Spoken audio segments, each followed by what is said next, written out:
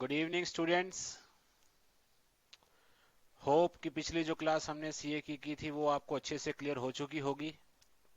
और आज जो आप कल जो ये क्लास देखेंगे, साथ में ही इसकी मैं स्टडी मटेरियल जो ये बुक है ये भी आपको साथ में ऐप पे अपलोडेड मिल जाएगी या आपके व्हाट्सएप नंबर पे अपलोडेड आपको पहुंच जाएगी।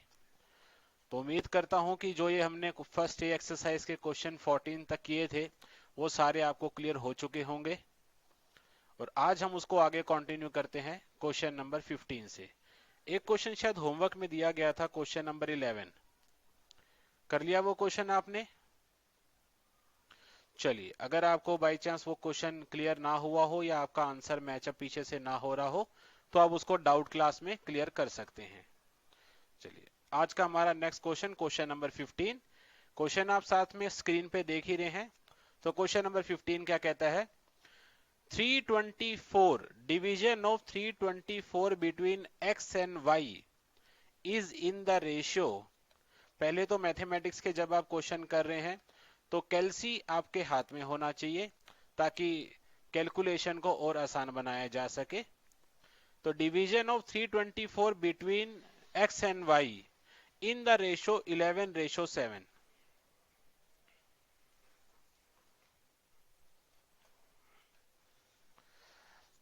तो 324 इन द रेशो 11:7।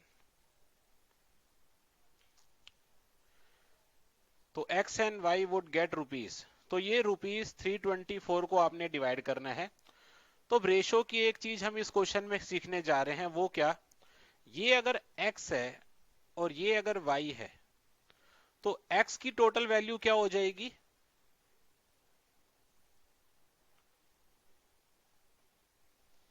x की रेशो कितनी है? 11। और टोटल रेशो कितनी है? 11 + 7, मतलब टोटल कितनी होगी? 11/18। Similarly total value of y 7/11 + 7, वो कितनी होगी? 7/18। अब आपने किसको डिवाइड करना है? 324 को।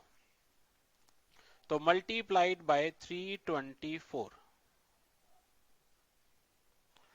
अब इसको कैंसिल कर लेते हैं।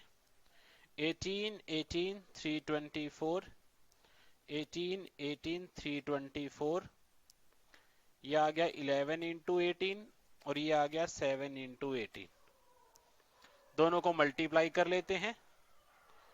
ये आ गया 198, ये आ गया 126। तो हमारा आंसर आ गया 198, 126, जो हमारे ऑप्शंस में मौजूद नहीं है जैसा मैं देख पा रहा हूं। तो इसका आंसर क्या रहेगा? D, none of these. अब इसमें आप ऑब्जेक्टिव मेथड कैसे लगाते? इस क्वेश्चन में सबका टोटल 324 है तो ऑब्जेक्टिव मेथड वैसे भी कहीं ना कहीं पे हमारा रह जाता, लेकिन एक चीज आप कर सकते थे, वो क्या? इसको कैंसिल आउट कीजिए। 204 और 120, 200, 124, 180 और 144। क्या किसी को भी सिंपलेस्ट फॉर्म में चेंज करने पर आपका 11:7 आता? नहीं आता। और अगर किसी को भी कैंसिल आउट करने पर 11:7 नहीं आया, इसका मतलब ए बी सी तो इसको वैसे ही सेटिस्फाई नहीं कर रहे। अब हम देख लेते हैं जो हमने आंसर निकाला है, 198 और 126। इसको कैंसिल करके देखते हैं हम अपने टेबल से। 29 and 29, 2 6 the 12, 3 3, 3 2 3 1, 3 11, 3 7। क्या रेशो आई? 11:7। क्या वही हमारी गिवन रेशो है? तो इन केस अगर D option none of these ना हो के 198 और 126 होता तो आप उन चारों नंबर्स को कैंसिल करके भी चेक कर सकते थे कि हमारा आंसर क्या होगा। तो क्लियर है आप सबको? चलिए, अगर क्लियर नहीं होगा तो डाउट क्लास में या व्हाट्सएप पे मैसेज के थ्रू इस क्वेश्चन को, कोई भी क्वेश्चन को दोबारा रेक्टिफाई कर सकते हैं। आइए नेक्स्ट क्वेश्चन देखते हैं। Question number 16। Anand earns 80 rupees in 7 hours। Anand earns 80 rupees in 7 hours। तो 1 आवर का हमारे पास अमाउंट यहां से आ जाता है। Pramod earns 90 rupees in 12 hours। Ratio of their earnings, तो आपको उसकी रेशो निकालनी है। तो पहले देखते हैं कुछ कैंसिल होता है या नहीं होता। Via cross multiply 8 into 12 ratio 7 into 9 3 4 3 3 32 ratio 21। देखते हैं कौन सा ऑप्शन है ये। Option number A. Simple question था। आनंद 7 घंटे में 80 रुपए अर्न करता है और प्रमोद 12 घंटे में 90 रुपए अर्न करता है। तो कहते हैं बताइए उनकी रेशो ऑफ अर्निंग्स क्या आएंगी। तो हमने दोनों का 1 आवर का अमाउंट निकाल के उसकी रेशो निकाल ली और हमारा आंसर क्या आ गया, 32 रेशो 21। सिंपल है बिल्कुल। चलिए नेक्स्ट क्वेश्चन देखते हैं। Question number 17। Ratio of the two numbers is 7:10। अगर दो नंबर्स की रेशो आपको दे रखी है तो आप नंबर्स क्या मान लेंगे, let the numbers be 7x and 10x and their difference is 105।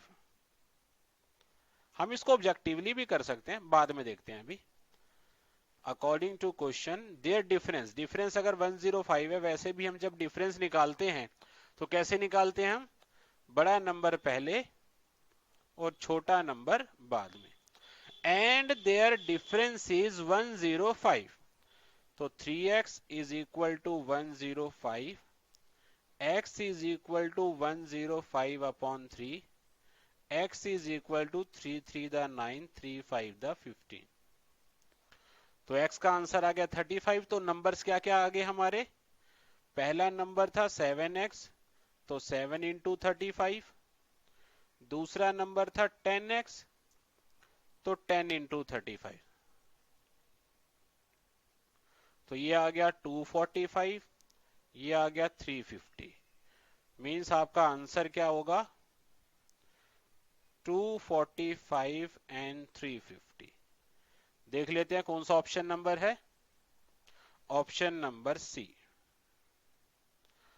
अब देखिए दूसरा तरीका, डिफरेंस कितना था 105, इन दोनों का डिफरेंस कितना है 105। बाकियों का डिफरेंस देखिए, क्या इसका डिफरेंस है 105, सॉरी इसका डिफरेंस है 105, ठीक है, इसका डिफरेंस है 105, ये भी एप्लीकेबल है। इस क्वेश्चन में तीनों ही 105 एप्लीकेबल हो रहे हैं। अब दूसरी कंडीशन, उसकी रेशो 7:10 है। तो जब आप बाकी दोनों को सिंपलेस्ट फॉर्म में चेंज करके देखेंगे तो उसकी रेशो 7:10 नहीं आएगी।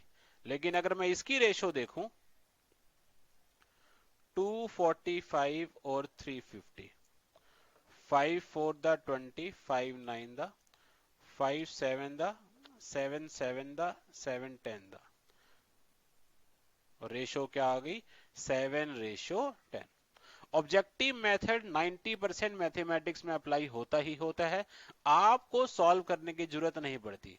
जैसा मैंने पहली क्लास में आप सबको बताया है कि मैथमेटिक्स में सबसे अच्छी बात क्या, आपके पास 3 मेथड्स हैं, ऑब्जेक्टिव, कैलकुलेटिव और ट्रिकी। ऑब्जेक्टिव और ट्रिकी आपका टाइम बचाएंगे, कैलकुलेटिव तो आपके पास हमेशा है ही, जिसमें आप ऑब्जेक्टिव ना लगा पाए और जिसमें आप ट्रिक ना लगा पाए तब आप कैलकुलेटिव पार्ट तो कर ही सकते हैं। क्लियर है सबको? चलिए नेक्स्ट क्वेश्चन देखते हैं। क्वेश्चन नंबर 18 क्या कहता है?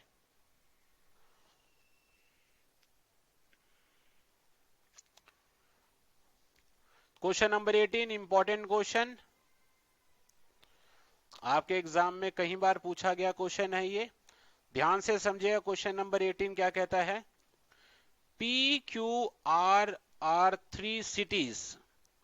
Ratio of average temperature between P and Q 11:12। P and Q की रेशो है 11:12 और P और R की 9:8।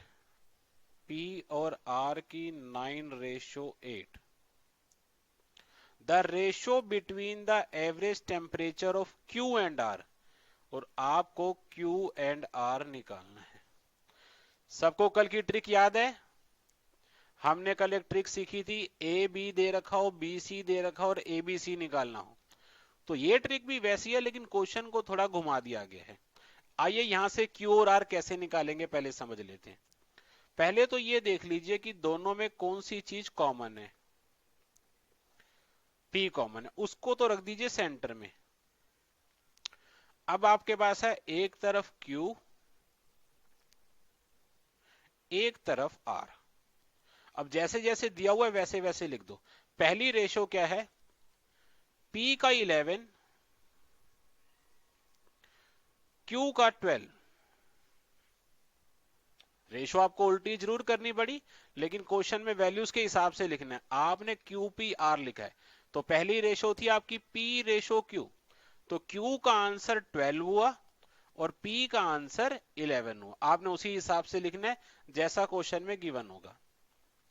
दूसरी रेशो P का 9, R का 8, तो अब आपने दूसरी रेशो भी वहां पे मेंशन कर दी। P की वैल्यू 9 रख दी और R की वैल्यू 8। अब हमारा मेथड क्या था कि जो हमारा वेकेंट एरिया है उसको उसके राइट हैंड साइड या लेफ्ट हैंड साइड से फिल करना। तो इसके लेफ्ट हैंड साइड पे 11 है, इसके राइट हैंड साइड पे 9 है। क्लियर है सबको? ये इससे फिल होगा और ये इससे फिल होगा। अब इनकी मल्टीप्लाई कर दीजिए, मल्टीप्लाई वर्टिकली। 12 9 108, 11 9 99, 11 8 88। आपको किसका एवरेज टेम्परेचर निकालना है? Q और R का। तो therefore Q ratio R is 108 ratio 88। इसको कैंसिल कर लीजिए, रफ में कर लेते हैं। 108 88, 4 2 the 8, 4 7 the 28, 4 2 the 8, 4 2 the 8, तो 27 रेशो 22। देखते हैं कौन सा ऑप्शन है। 27 ratio 22 which is option number B. अगर आप स्कैनर क्लासेस का हमारे जो बाद में आपको फेस टू फेस क्लासेस में आने के बाद या जब सिलेबस कंप्लीशन के बाद हम स्कैनर क्लासेस करेंगे तो उस टाइम आप देखेंगे ये क्वेश्चन हमारा कितनी बारी एग्जाम्स में पूछा जा चुका है। क्लियर है आपको? आपने यहाँ पे कल सीखी हुई ट्रिक का इस्तेमाल किया जो मैंने फर्स्ट क्लास में आपको सिखाई थी, वो मेरे YouTube चैनल पे आप जाके देख सकते हैं और अभी आप ऐप के द्वारा भी उसको देख सकते हैं। Next question, question number 19। x ratio y 3/4 है, x बाय y 3/4 है। इसका एक मतलब मैंने आपको यह भी बताया था कि x का आंसर 3 है और y का आंसर 4 है। आपको क्या निकालना है? x² y plus xy square x square y plus x y square divided by x cube plus y cube, x cube plus y cube. तो एक्स स्क्वेयर वाई, एक्स हमारा क्या है 3, 3 का स्क्वायर, वाई हमारा क्या है 4 प्लस 3 इंटू 4 का square divided by 3 का क्यूब प्लस 4 का क्यूब। तो ये हो गया 9 इंटू 4 36, 16 इंटू 3 48,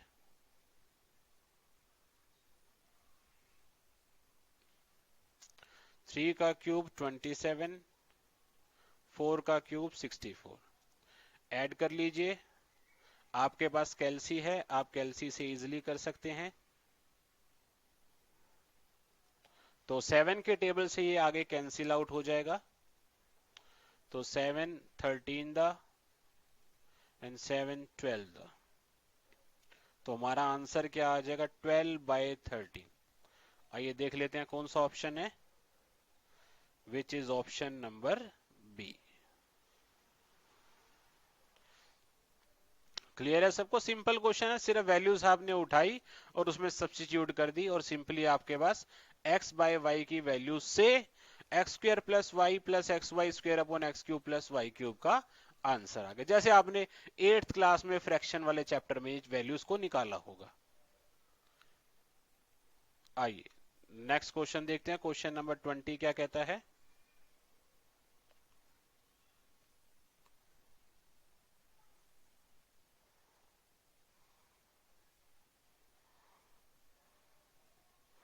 क्वेश्चन नंबर 20 है, क्वेश्चन नंबर 20 भी आपका अच्छा क्वेश्चन है और 20 और 21 एक जैसे हैं, तो 20 मैं कराऊंगा और 21 आपके होमवर्क में चला जाएगा। आइए पहले 20 समझ लेते हैं। If P ratio Q is the sub duplicate ratio of this, सब डुप्लीकेट रेशो क्या था, उसका स्क्वायर रूट करना। तो क्या कह रहा है, P ratio Q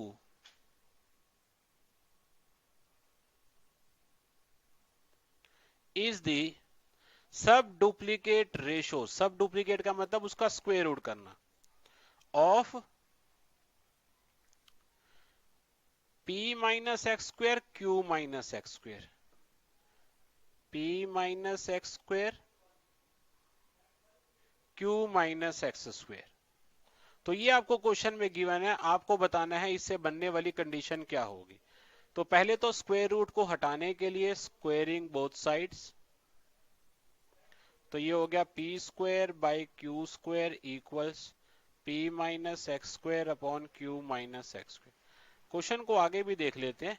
then x square is, means आपको किसकी वैल्यू निकालनी है, एक्स स्क्वायर की। तो आप लास्ट में एक्स स्क्वायर का ही आंसर निकालेंगे। चलिए via cross multiply P square Q minus P square x square equal P Q square minus Q square x square. यह आपने उसको क्रॉस मल्टीप्लाई कर दिया। अब क्रॉस मल्टीप्लाई करने के बाद एक्स स्क्वायर वाली टर्म्स को एक तरफ ले जाओ और बाकी टर्म्स को एक तरफ ले जाओ। तो वाया ट्रांसपोजिंग दी टर्म्स,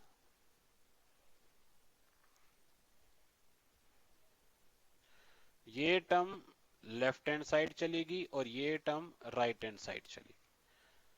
तो चेंज करेंगे तो साइन तो चेंज हो ही जाएंगे। आइए देखते हैं इसमें क्या कॉमन आ रहा है। इसमें पी क्यू कॉमन आ गया, पी माइनस क्यू। इसमें एक्स स्क्वायर कॉमन आ गया, P square minus x square. तो ये हो गया p Q P minus Q equal x square, P square minus Q square is P minus Q P plus q. तो यहां से x square का आंसर आ गया, ये सारी टर्म्स नीचे चली जाएंगी, P Q into P minus Q upon P minus Q into P plus q. तो p माइनस क्यू से p माइनस क्यू कैंसिल हो गया, तो एक्स स्क्वायर आ गया p q upon p plus q. आइए देख लेते हैं कौन सा ऑप्शन है, P q upon p plus q. तो विच इज ऑप्शन नंबर सी।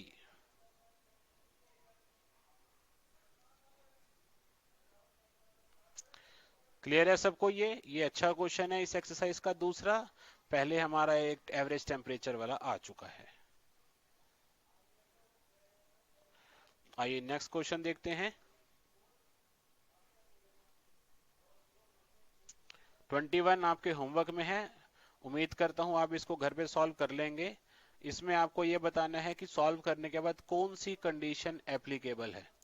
और अगली क्लास में आप ये भी बताइए कि इसका पिछले वाले का आंसर क्या था और इसका भी आंसर क्या है। नेक्स्ट क्वेश्चन हम देखते हैं, question number 22।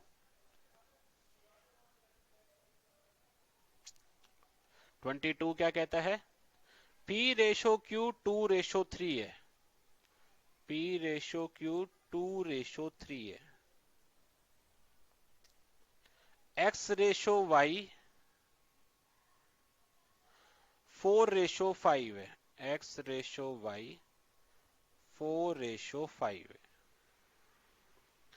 Then the value of 5px 3qy 5px 3qy 10px 4qy, ये आपको वैल्यू फाइंड आउट करनी है। तो P रेशो Q का मतलब आपको P और Q का आंसर दे रखा है, और X रेशो Y का मतलब आपको X और Y का आंसर दे रखा है। तो अगर हम इसको कंपेयर करें तो P का आंसर 2 है और Q का आंसर, X का आंसर 4 है, प्लस Q का आंसर 3 है, Y का आंसर 5 है। सेम नीचे लगा दीजिए, 10 2 4 4 3 5, इन सबको मल्टीप्लाई कर दीजिए। 5 to the 10 4 40, 3 3 the 9 5 the 45, 10 to the 20 into 4 80, 4 3 the 12 into 5 60। तो ये हो गया 85/140। इसको लोएस्ट फॉर्म में चेंज कर लेते हैं। 51 57 52 58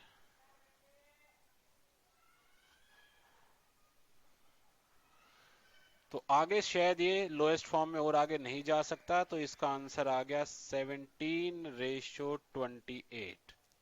question 22 17:28, which is option number C।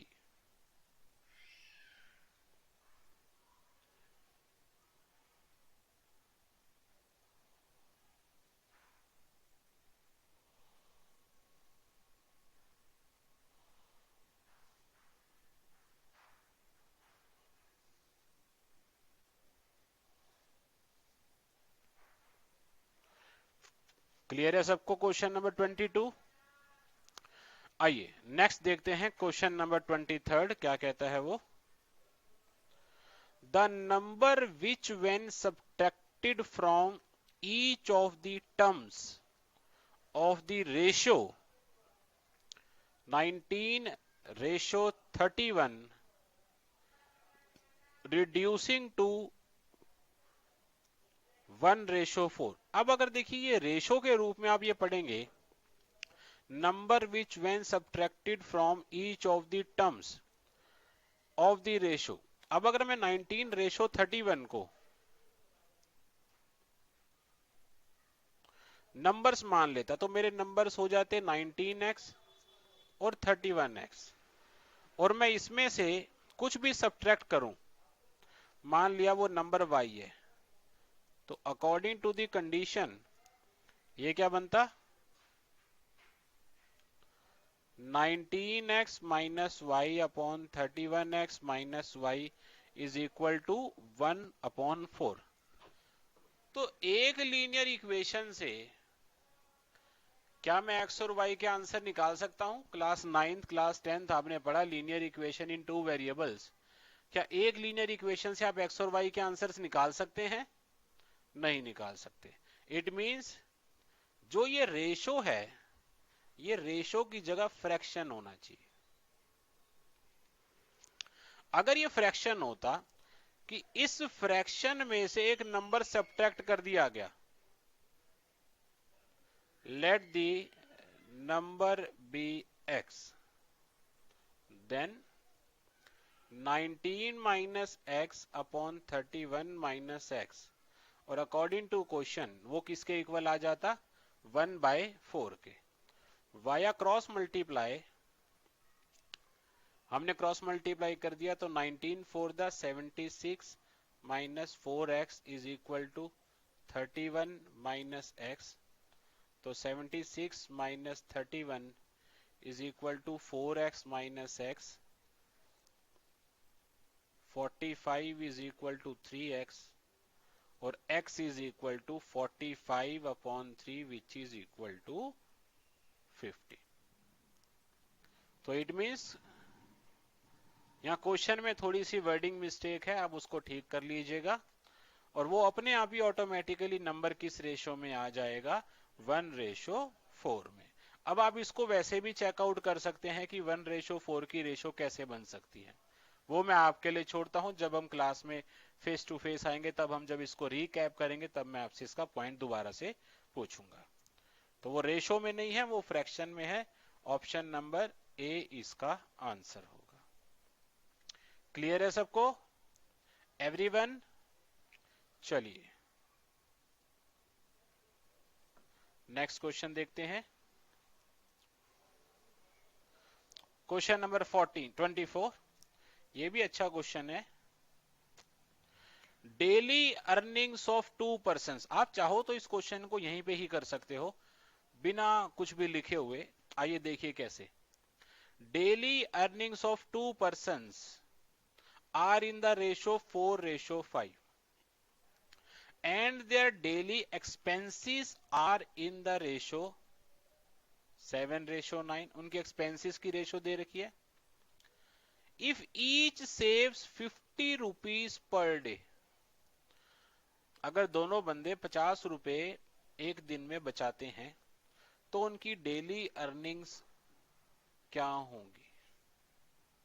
अब देखिए डेली अर्निंग्स की रेशो क्या है? 4:5। अब 4:5 या तो ये बनेगा या 4:5 ये बनेगा। ये तो पहले ही 5:4 है, तो ये पॉइंट तो पहले ही खत्म हो जाता है। अब अगर ए और सी में बात करी जाए, उसने 50 रुपए सेव करे, क्या वो 40 रुपए में से 50 रुपए सेव कर सकता था? नहीं कर सकता था।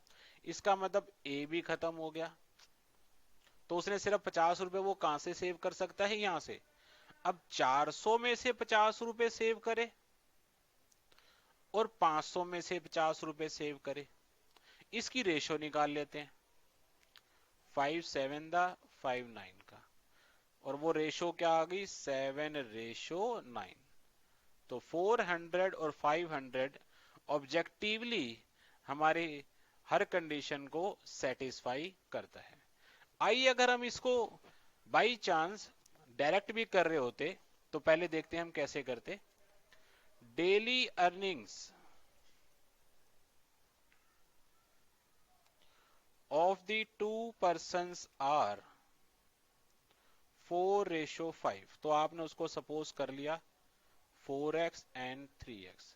तो अकॉर्डिंग टू क्वेश्चन, अर्निंग्स में से जब सेविंग्स चली गई, अर्निंग्स में से जब सेविंग्स चली गई तो एक्सपेंस बच गए, और एक्सपेंस की रेशो क्या दे रखी है? 7:9। अर्निंग्स में से सेविंग्स चली गई तो हमारे बाकी एक्सपेंसेस बच गए। आइए उसको देख लेते हैं कि क्रॉस मल्टीप्लाई करके हमारा क्या आंसर आता है। 36x minus 450, 21x minus 350।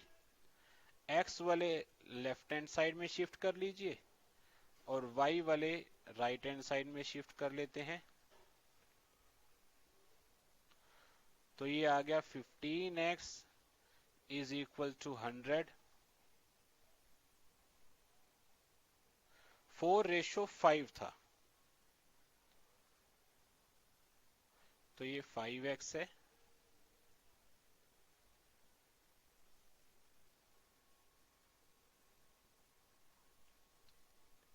तो 5x, ये हो गया 35x, 35x, ये हो गया x, तो x का आंसर कितना आ गया 100।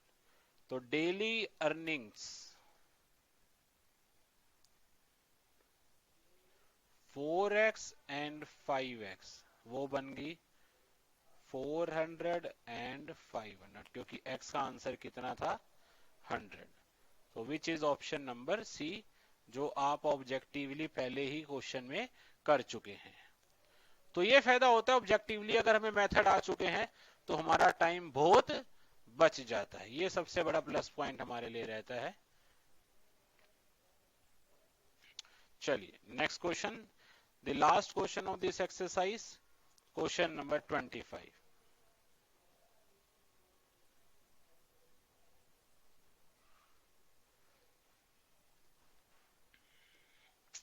इसके बाद हम अपना नेक्स्ट टॉपिक स्टार्ट करेंगे, proportion. The ratio between the speeds of two trains is 7:8. If the second train runs, पहले तो ratio of the speeds of the two trains is 7:8. Second train runs 400 kilometre in 5 hours. तो यहां से आप एक तरह से speed of the second train निकाल सकते हो।